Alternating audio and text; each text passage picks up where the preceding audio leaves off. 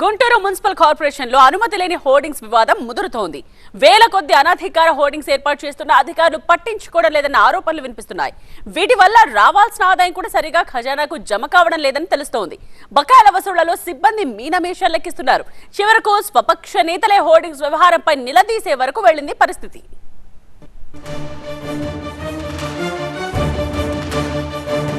Guntur municipal corporation కు council ఏర్పాటుపై దాదాపు 3.5 సంవత్సరాలవుతోంది. అయినప్పటికీ నగరంలోని అనధికార హోర్డింగ్స్ పై ఎలాంటి చర్యలు తీసుకోలేదు. 2022 నుండి కౌన్సిల్ సమావేశాల్లో కార్పొరేటర్లు హోర్డింగ్స్ తొలగింపుపై చర్చను లేవనెత్తుతున్నా అధికారులు సిబ్బందికి మాత్రం చీమ కుట్టినట్టు కూడా లేదు. గుంటూరు నగరంలో సుమారు 8,000 హోర్డింగ్స్ ఉన్నట్టు అధికారిక లెక్కలు చెబుతున్నాయి. వీటిలో కేవలం 1,500 హోర్డింగ్స్ కే అనుమతులున్నాయి. మిగిలినవన్నీ అనధికారికంగా ఏర్పాటు చేసినవే. గత 20 ఏళ్లలో ఎలాంటి నిబంధనలు పాటించకుండా ఈ హోర్డింగ్స్ ను ఏర్పాటు చేశారు. 2022కు ముందు 10 ఏళ్ల పాటు కార్పొరేషన్ కు ఎన్నికలు జరగలేదు. అధికారుల పాలనలోనే కార్పొరేషన్ నడిచింది. ఆ సమయంలోనే లెక్కలేనన్ని హోర్డింగ్స్ వెలిసినట్టు ఆరోపణలున్నాయి. గత ప్రభుత్వంలో ఎన్నికలు నిర్వహించగా కార్పొరేషన్ పగ్గాలు వైసీపీకి దక్కాయి. అప్పటి నుంచి అనధికార హోర్డింగ్స్ అంశం కార్పొరేషన్లో వివాదం ప్రకంపనను సృష్టిస్తూనే ఉంది. హోర్డింగ్స్ వల్ల కార్పొరేషన్ కు ఆదాయం కూడా భారీగానే సమకూరుతుంది. 2017 నుండి 2022 వరకు 1,80,00,000 బకాయిలున్నట్టు అధికారులు చెబుతున్నారు. 2022-23లో 8,50,00,000 బకాయిలకు డిమాండ్ నోటీసులు ఇవ్వగా 4,58,00,000 వసూలైంది. అలాగే 2023-24లో 7,30,00,000 మేరకు డిమాండ్ నోటీసులు ఇవ్వగా ఇప్పటి వరకు కేవలం 5,09,000 మాత్రమే వసూలయ్యాయి. ఈ ఆదాయం అంతా కూడా అధికారికంగా ఉన్న హోర్డింగ్స్ నుండి వసూలైంది. గుంటూరు కార్పొరేషన్లో డివైడర్స్ మధ్యలో కూడా భారీ హోర్డింగ్స్ ఏర్పాటు చేశారు. గతంలో హోర్డింగ్స్ కూలి వాహనాలు ధ్వంసమయ్యాయి.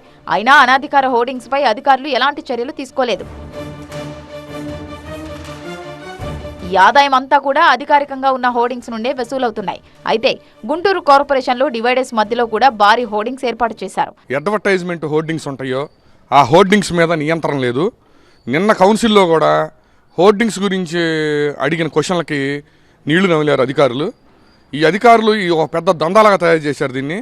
నా డివిజన్లో చూసుకుంటే 33వ డివిజన్లో ఎన్టీఆర్ స్టేడియం నుంచి మన మదర్ తెరీసా బొమ్మ దాకా లక్ష్మీపురం మొత్తం అటు కానీ ఇటు కానీ ఎన్టీఆర్ చుట్టూ కూడా పెద్ద పెద్ద హోర్డింగ్స్ వేశారు. అసలు ఆ హోర్డింగ్స్కి ట్యాక్సులు కడుతున్నారా? ఒకవేళ ఆ ట్యాక్సులు కడితే ఆ ట్యాక్సులు మున్సిపాలిటీకి వెళ్తున్నాయా? మున్సిపాలిటీకి వెళ్తే ఆ ట్యాక్స్ డబ్బుతోటి ఏ విధమైన డెవలప్మెంట్ మున్సిపాలిటీ చేస్తుంది? గతంలో హోర్డింగ్స్ కూలి వాహనాలు ధ్వంసమైన ఆనవాళ్లు ఉన్నా అధికారులు మాత్రం అనధికార హోర్డింగ్స్ తొలగించలేకపోతున్నారు. పర్మిషన్ ఇచ్చే ముందే ఇవన్నీ చెక్ చేసుకోవాలని సూచిస్తున్నారు. టౌన్లో ఈ హోర్డింగ్స్ అనేది చాలా చోట్ల రద్దీగా ఉన్న ప్లేసుల్లో పెడుతున్నారు, కానీ పెట్టాలి కూడా. కాకపోతే ఏంటంటే పెద్దవి పెడుతున్నారు. ఆ పెద్దవి కూడా పెట్టేటప్పుడు మరి పర్మిషన్స్ ఇచ్చేది మన కమిషనర్ గారు, మున్సిపాలిటీ కమిషనర్ కావచ్చు, కలెక్టర్ గారు కావచ్చు, మేయర్ గారు కావచ్చు, ఎవరైనా కానీ పర్మిషన్స్ ఇచ్చినప్పుడు అవి ఎంతవరకు ఆ హోర్డింగ్స్ నిలబడగలవు, ఎంతవరకు మన స్ట్రాంగ్గా ఉంటుంది. ఇప్పుడు ఎగ్జాంపుల్ చూస్తే కొన్ని బిల్డింగ్స్ ఉన్నాయి, ఏదో 15-20 సంవత్సరాల నుంచి 1000 అడుగుల హోర్డింగ్స్ ఉన్నాయి బిల్డింగ్స్ పైన. పెద్ద గాలి కానీ వర్షాలు కానీ వస్తే ఆ హోర్డింగ్స్ పడిపోయే ప్రమాదాలు కూడా ఉన్నాయి. ఆ ప్రమాదాలకి గురి కాకుండా కొన్ని పర్మిషన్స్ ఇచ్చేటప్పుడు కూడా చూసుకొని ఇవ్వాలని కోరుతున్నాను. మరోవైపు ఒక చోట అనుమతి తీసుకొని మరో చోట హోర్డింగ్స్ ఏర్పాటు చేస్తున్నారు. అనుమతి తీసుకున్న సంఖ్య కంటే ఎక్కువ సంఖ్యలో హోర్డింగ్స్ ఏర్పాటు చేయడం ఎప్పటి నుంచో జరుగుతుందని కూడా ఆరోపిస్తున్నారు. 100 బోర్డుల పైన అనఫిషియల్ గ్యాస్ ఉంటారు. 10 బోర్డులకి మాత్రమే మున్సిపాలిటీకి సంబంధించి అమౌంట్ కడుతుంటారు. మిగతా 90 బోర్డులు కావచ్చు, 80 బోర్డులు కావచ్చు, వాటిలో అనఫిషియల్గా అమౌంట్ కట్టేదే ఉండదు. ఎక్కువగా ఇది రాజకీయ అండదండలతోనే నడుస్తుందని నా అభిప్రాయం. గుంటూరు నగరంలో ఏర్పాటు చేసిన హోర్డింగ్స్ చాలా ప్రమాదకరంగా ఉన్నాయని, అసలు ఇంతకు అవన్నీ అధికారికంగా ఏర్పాటు చేస్తున్నారా లేదా అన్నది ఎవరికీ తెలియడం లేదని మరికొందరు వాపోతున్నారు. గుంటూరు నగరంలో ఎక్కడ పడితే అక్కడ హోర్డింగ్స్ వెలుస్తూ ఉన్నాయి. అది ప్రమాదకర స్థితిలో కూడా ఎక్కడ పడితే అక్కడ వెలుస్తూ ఉన్నాయి. ఇవి అనధికారికంగా వెలుస్తున్నాయా, అధికారికంగా వెలుస్తున్నాయా అనేది ప్రజలకు కూడా అర్థం కాని పరిస్థితి. ప్రజల ప్రాణాలు తీసేలా తయారైన అనధికార హోర్డింగ్స్ ను తొలగించాలని ఎప్పటి నుండో అధికారులపై ఒత్తిడి తెస్తున్నా పట్టించుకోవడం లేదని స్వయంగా డిప్యూటీ మేయర్ డైమండ్ బాబు ఆరోపిస్తున్నారు. తాజాగా జరిగిన కౌన్సిల్ సమావేశంలోనూ అధికారులు స్పందించకుంటే కోర్టుకు వెళతానని ఆయన హెచ్చరించారు.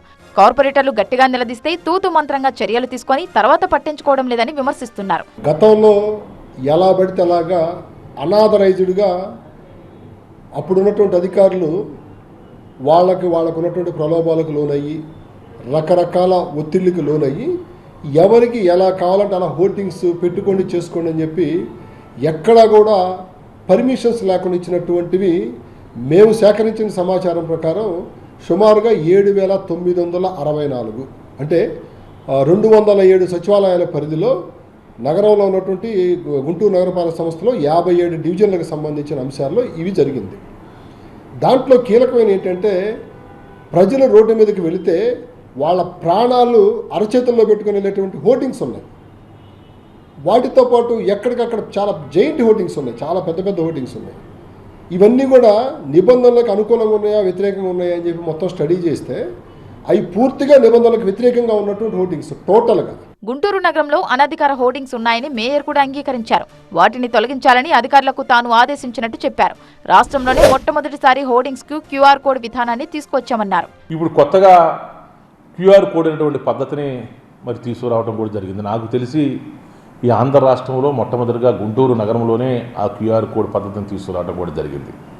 అంటే ఒక్కొక్క బోర్డుకి ఆ QR కోడ్ ట్యాగ్ని ఆ బోర్డుకి అందించేటువంటి కార్యక్రమం తీసుకుంటే ఆ బోర్డు దగ్గరికి వెళ్ళి స్కాన్ చేస్తే ఈ బోర్డు యొక్క సైజు ఎంత, ఈ బోర్డు ఏ ఏరియాలో పెట్టడానికి అఫీషియల్గా పర్మిషన్ తీసుకున్నారు, ఆ బోర్డుకి ఎంత ఫీజు పే చేశారు, ఎంత డిపాజిట్ పే చేశారు, ఎంత డ్యూ ఉంది, ఎంతకాలం ఆ యొక్క బోర్డుకి పర్మిషన్ ఉంది, ఆ బోర్డు స్ట్రక్చరల్ స్టెబిలిటీ ఏమాత్రం ఉంది, వీటన్నిటిని కూడా ఆ యొక్క QR కోడ్లో మనం స్కాన్ చేస్తే వాటి పూర్తి వివరాలు వచ్చేటువంటి పరిస్థితి ఉండే విధంగా ఒక రూపకల్పన చేశాం.